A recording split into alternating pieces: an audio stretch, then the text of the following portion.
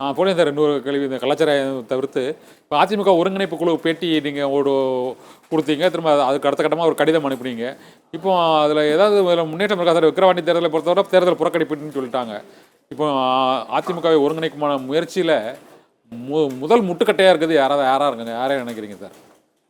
இன்னும் தாமதமாகிட்டே போகுது. 4 பேத்துக்கு நம்ம லெட்டர் அனுப்பிச்சோம். ஒருத்தர் கட்சி நடத்துறேன்னு சொல்லிட்டாரு, அவர் தனியா கட்சி நடத்துறேன்ட்டாரு.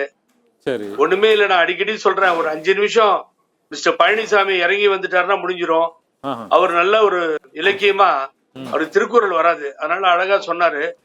தெருவுல போறவங்க கூப்பிட்டு இருக்காங்கன்னாரு. பரவாயில்ல, அது யார சொல்றாரு தெரியல, பேரை சொல்ல அவரு.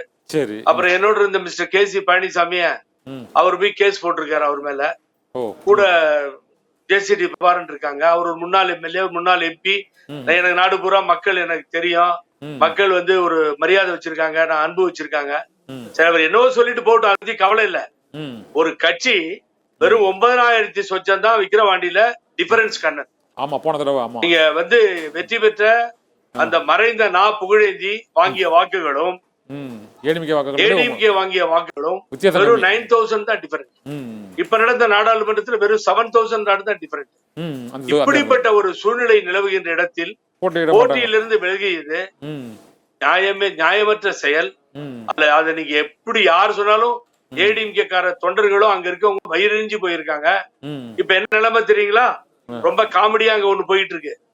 எல்லாருமே பழனிசாமி பேரையும் அதிமுக பேரையும் சொல்லி ஓட்டு கேக்குறாங்களாம். அவர் எங்களுக்கு ஆதரவா இருக்காருங்க, எங்க கூட இருக்காருங்க, எங்க ஜாதிங்க, அதனால அவர் சொல்லிட்டாரு, அதனால நீங்க எல்லாம் ஓட்டு போடுங்க அப்படின்னு. இன்னொரு சித்தாந்தம் பேசிட்டு இருந்தாரு திராவிட இயக்கத்துல, அன்பு தோழர். அவர் ஓட்டுக்கு பணம் கொடுக்காம ஓட்டை வாங்குறத பாராட்டினவன் நானு. அவரு ஏதோ சப்போர்ட் எல்லாம் கேக்குறாரு. இப்ப எனக்கு புரியவே மாட்டேங்குது எனக்கு. ஆகவே அப்படிப்பட்ட ஒரு களத்தை உருவாக்கி கொடுத்த பெருமை பழனிசாமி சாரும். கட்சி மேல இருந்து பூரா நம்பிக்கையும் போயிடுச்சு. விக்கிரவாண்டியை தேர்தலை புறக்கணித்திருக்க கூடாது, மிக தவறான செயல். சரி, நீங்க இப்ப ஒருங்கிணைப்பு குழு வேற யாராவது தலைவர்களை நேர்ல சந்திக்க திட்டம் இருக்கா சார்? சசிகலாவையோ நடுவுல என்ன போயிடுச்சு, இந்த கள்ளக்குறிச்சி எல்லாம் போனோம்.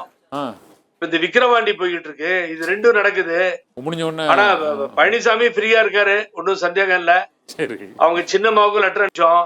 சரி, ஆகவே நாங்க எதிர்பார்த்துட்டு இருக்கோம், கூப்பிடுவாங்கன்னு. பாப்போம் என்ன நடக்குது. மக்கள் பாத்துட்டு இருக்காங்கல்ல, கண்ணன் பாக்குறாரு, சத்யம் டிவி பாக்குது, மக்கள் பாத்துட்டு இருக்காங்க.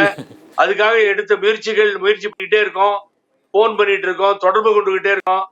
அவங்க ஊண்டாங்கன்னா ஒருங்கிணைக்க வேண்டிய முயற்சிகளில் இறங்கிடலாம்.